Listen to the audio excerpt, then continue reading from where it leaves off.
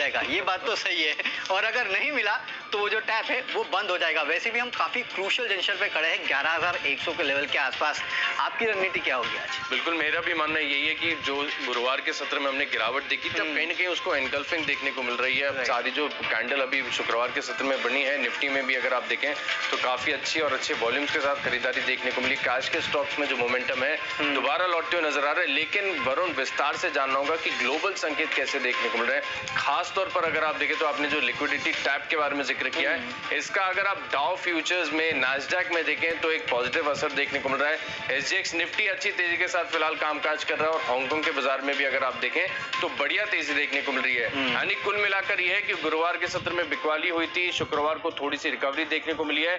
आज हो सकता है कि जो पॉजिटिव मोमेंटम है वो ग्लोबल अच्छे संकेतों के चलते और बढ़ता हुआ नजर आएगा।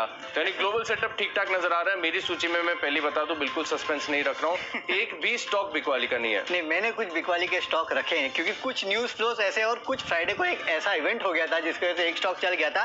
तो इसके लिए मैंने आज सोचा कि वहां पे मुनाफा वसूली क्यों ना की जाए, क्योंकि काफी चल चुका था और इरेशनल था जो मूव आया था इसके लिए। तो चलिए शुरुआत करते हैं। और यहाँ पे सबसे पहले मेरा कैश का स्टॉक जो है उससे शुरुआत करते हैं। और जो कैश का स्टॉक आज मैंने चुना है वो है एरिस लाइफ। देखिए, पिछले कुछ दिनों से मैं आपको यही कह रहा हूँ कि जिन स्टॉक्स में फंड्स खरीदारी कर रहे हैं ना, वहां पे आपको अपनी नजर रखनी चाहिए और वहां पे खरीदारी करके चलना चाहिए।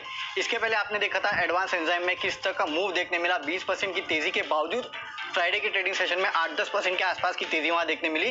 तो आज भी एक ऐसा ही स्टॉक है कैश का, और वो है एरिस लाइफ। यहाँ पे जरूर प्रमोटर्स ने बेचा है, लेकिन यहाँ पे कुवैत इन्वेस्टमेंट अथॉरिटी ने करीब 14.5 लाख शेयर जो है उनको खरीदा है, और खरीदने का भाव देके 540 का है। ये स्टॉक फिलहाल उसके आसपास ही ट्रेड कर रहा है। और मैं हमेशा आपको कहता हूँ, फंड्स जब भी खरीदते ना, याद रखिए 10-5% के अपसाइड के लिए नहीं खरीदते, वो इन स्टॉक्स को मल्टी बैगर मानते हैं या फिर कम से कम 50% का अपसाइड मानते हैं, तब जाके वो इन काउंटर्स को खरीदते हैं।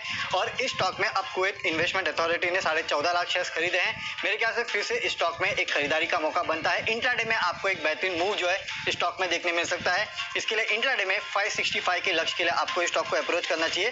530 का एक स्टॉप लॉस रखिए। आशीष, आपका कैश का स्टॉक? एक बेहतरीन कोइंसिडेंस है। आप देखिए, मेरी भी सूची में जो पहला स्टॉक है वो फार्मा स्पेस से जुड़ा हुआ है, इंडिको रेमेडीज। इस स्टॉक को मैंने चुना। दरअसल अगर आप देखें तो चार्ट पैटर्न तो कुछ खास नजर नहीं आ रही, लेकिन खबर जो है, खबर का जरूर असर देखने को मिल सकता है, क्योंकि यहाँ पर खबर आती हुई दिखी कि उन्होंने भारत में जो फेविपिराविर कोरोना वायरस की दवा है वो लॉन्च कर दिया, और इसका एक असर सेंटिमेंटल तौर पर आपको देखने को मिलेगा। हालांकि बिक्री में कितना इंपैक्ट देखने को मिलेगा, मार्जिन कितनी बढ़िया देखने को मिलेंगे, ये तो आगे देखना होगा। लेकिन जो सेंटिमेंटल इंपैक्ट है उसे आप रूल आउट नहीं कर सकते, और जिसके चलते मुझे लग रहा है, क्योंकि स्टॉक में अच्छी खासी मुनाफा वसूली भी देखी जा चुकी है, हो सकता है कि निचले स्तरों से एक बढ़िया बाउंस देखने को मिले। मैं करीब 8 से 9 रुपए की अपसाइड स्टॉक के अंदर एक्सपेक्ट कर रहा हूँ। 270 रुपए के लक्ष्य लिए आप इसमें खरीदारी करेंगे, और 255 रुपए का आपको स्टॉप लॉस लगाना होगा।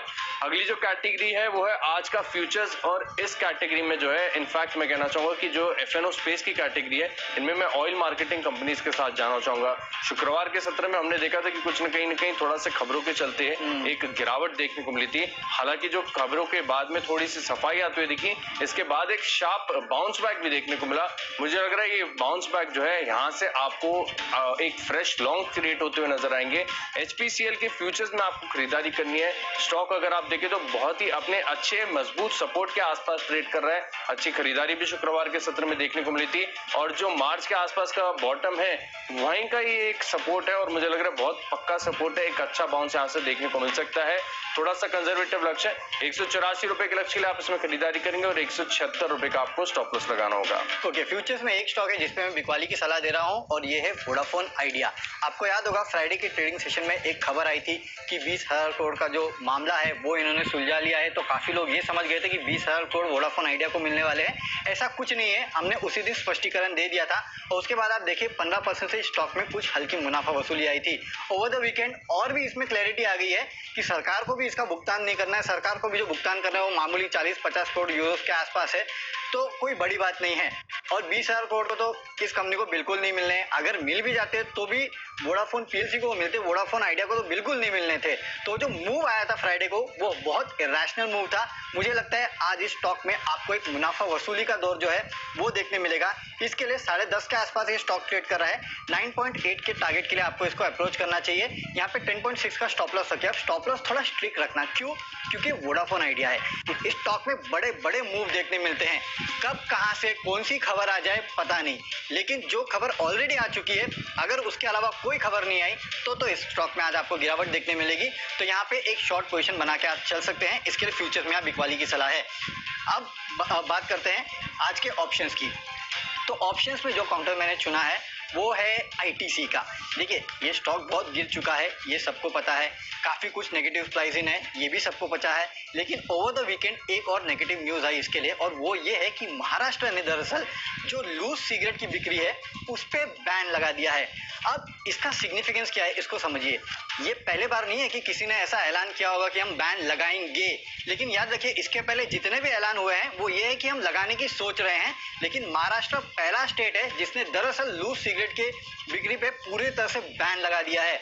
अब याद रखिए ये जितनी भी सिगरेट कंपनीज है ना, इनका जो मेजोरिटी मेरे ख्याल से 75 से 80% के आसपास की जो रेवेन्यूज है वो लूज सिगरेट की सेल्स से आती है, और इस पे बैन लगा देना इस कंपनी के लिए घातक हो सकता है। हालांकि लोग अपने अपने तरीके निकाल लेंगे कि सिगरेट किस तरह से बेचना है या फिर किस तरह से खरीदना है, वो एक डिफरेंट चीज है। लेकिन सेंटिमेंटल आज आपको उसका असर जो है इस काउंटर पे देखने मिलेगा। इसके लिए यहाँ पे आप एक बिकवाली की पोजीशन बना सकते हैं। ऑप्शंस में 170 का पुट जो है उसको खरीदे। ये ऑलमोस्ट एट द मनी या फिर out of the money put option है, तो ज्यादा रिस्क भी नहीं है। 7 रुपए के आसपास के टारगेट्स के लिए आपको इसको अप्रोच करना चाहिए। करीब 5.3 के आसपास का स्टॉप लॉस आपको रखना चाहिए। अगर लॉन्ग टर्म इंपैक्ट भी नहीं है, लॉन्ग टर्म थोड़ा बहुत तो इंपैक्ट होगा, लेकिन सेंटिमेंटल इंपैक्ट जो है आज सिगरेट स्टॉक्स पे आपको देखने मिलेगा। इसके लिए आप एक मंदी की पोजीशन जो है वो बना सकते हैं। और जैसा कि मैंने बताया कि ऑप्शन कैटेगरी में भी अगर आप देखें तो मैं ऑयल मार्केटिंग कंपनीज के साथ जाना चाहूंगा। बीपीसीएल बीटन डाउन स्टॉक है।